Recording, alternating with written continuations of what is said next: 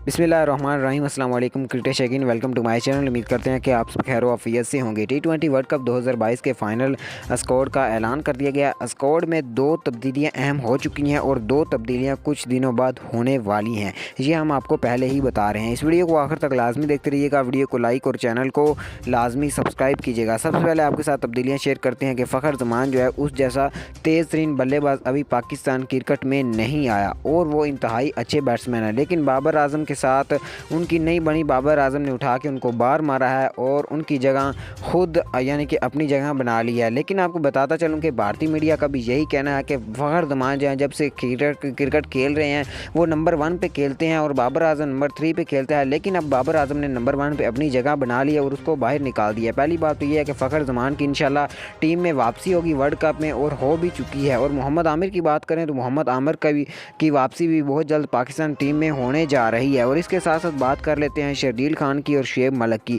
शर्जील खान का कैरियर तबाह करने में सबसे बड़ा जो किरदार अदा कर रहे हैं वो है बाबर आजम। बाबर आजम जो है वो नहीं चाहते कि शर्जील खान आगे बढ़ें। और इसके साथ साथ आपको बताता चलूँ कि शुएब मलिक जो हैं उनका भी यही कहना है कि मेरा भी कैरियर तो कंप्लीट हो चुका है, लेकिन जो मेरा कैरियर बचा है वो बाबर आजम तबाह करने की कोशिश कर रहा है। लेकिन बहुत जल्द अनाउंस किया जाएगा पाकिस्तान क्रिकेट बोर्ड की जानिब से कि शुएब मलिक को भी पाकिस्तान टीम का हिस्सा बना लिया गया है।